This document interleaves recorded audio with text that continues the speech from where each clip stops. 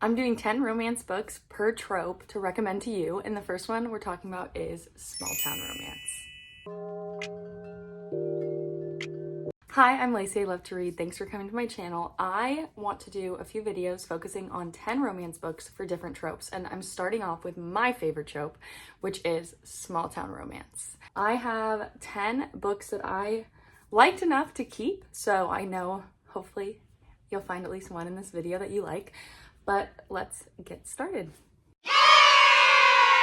Okay, the first little sub-genre is cowboy romance. So not every small town romance is gonna be a cowboy romance, but if it's cowboy romance, odds are it's small town. And so I have two book recommendations that have series, and I figure if you like cowboys and small towns, then you will want to read every book in these series. So starting off with Done and Dusted, I did a reading vlog on this book and I liked it. I rated it 4 stars. And the main tropes are small town, cowboy, and brother's best friend. So it's about Emmy coming back to town after she suffers an injury while she's horseback riding. And then Luke obviously already lives in the small town.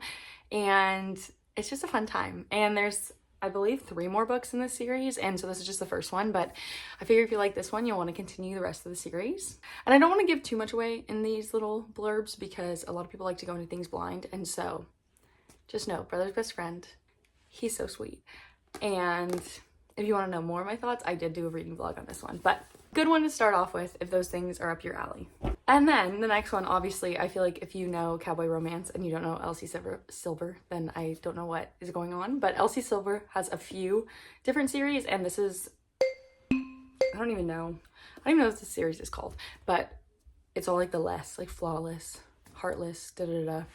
Anyways, Flawless is the first in the series. It's about Rhett and Summer is his boss's daughter, and she's like a PR person. It's pretty fun, and he is a bull rider and she's a PR agent, and it's really good. I actually really enjoyed this. The only reason I didn't finish the series is because I'm not a huge fan of cowboy, which I've talked about, but if you like cowboy, you have to read this book and the whole series if you haven't already.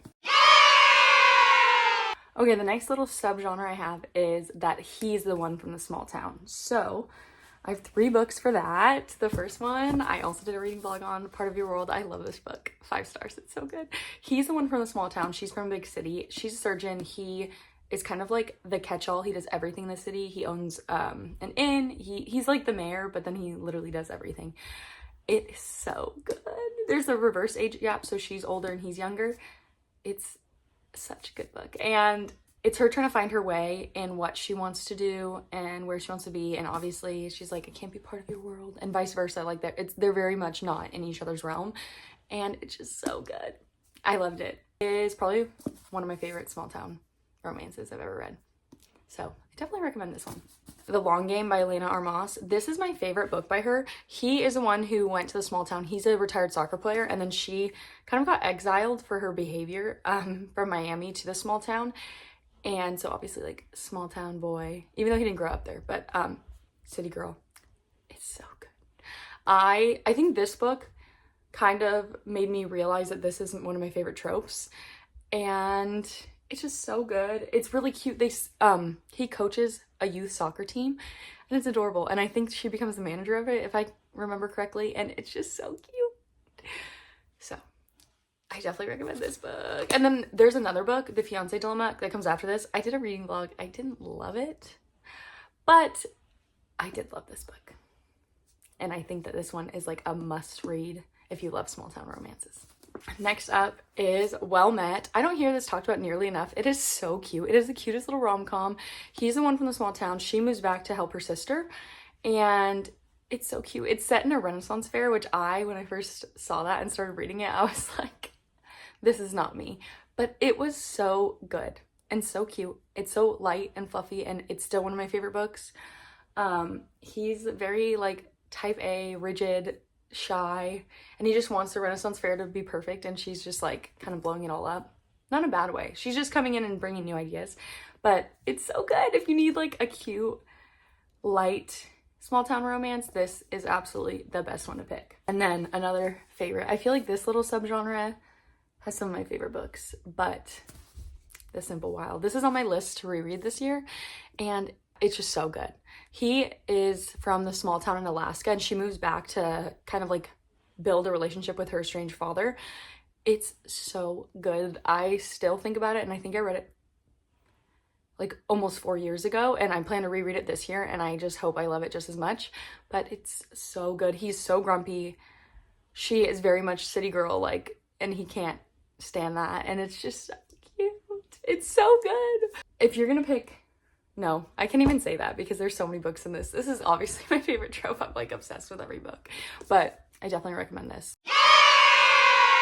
My next little subgenre is she's from the hometown, or like the small town. So let's get into those books. In this book, I read this a long time ago. This is like, if it sounds interesting to you, totally pick it up. And if you're not interested, just leave it alone. It's a good book, but it's not one that I recommend often. It's not a must read. It's more of like, ooh, I need another small town romance. I'll pick this one up.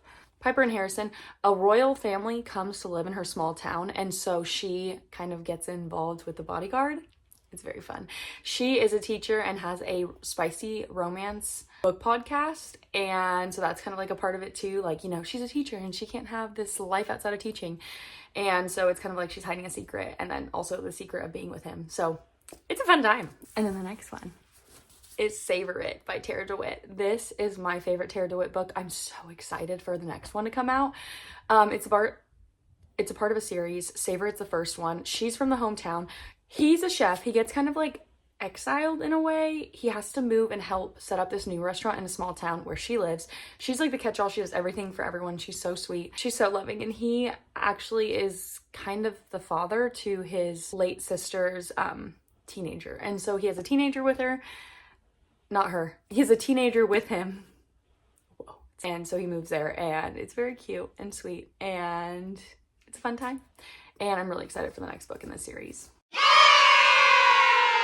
And then the last trope is, or subgenre, is that they're both from a small town. And so, starting off with the reread I had is You Deserve Each Other. I could not remember that this was from a small town, and I feel like this is a different small town vibe book. It's like small town in the way there's like nowhere for them to work, there's nothing happening, everyone knows each other, that kind of thing. I think this one, I put it in this video because I love it, but I don't think I loved it because it was small town. I think the small town was like a big part of their problem. But anyways, they're both there. They are getting married, but then they both kind of don't want it to happen, so they're trying to call it off. They're doing like pranks and things to like upset each other. And then obviously, as it happens in a romance, they end up back together. And so it was just it's such a beautiful, heartwarming book. I don't remember his name. Oh, Nick and Naomi. Now I remember. But it's just so beautiful and so cute. And it's just such a loving book, and I love it. Even though the small town is not, to me, the biggest part of this trope that happens in this book, I think it's worth recommending in any video I can find a way to recommend it. And last, but certainly not least, always mine. This book is one of my favorite books I've ever read. It is a small town romance where he's a firefighter, and also her dad is the fire marshal, or like whoever the head fire might. I don't even know what it's called, but her dad is like the guy in charge of all the fire, and they're childhood best friends, and it's so good. It's so good. This is like my favorite. This book I read and instantly, which is not like me, I went and bought every other book to have the sprayed edges.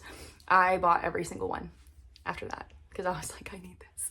I need all of them. I literally haven't read any more because I want to wait until the books come. I think I'll be getting Evermine very soon, so I need to go get that soon. But I loved it. It was so beautiful, and I feel like Laura Pavlov writes a small town so well.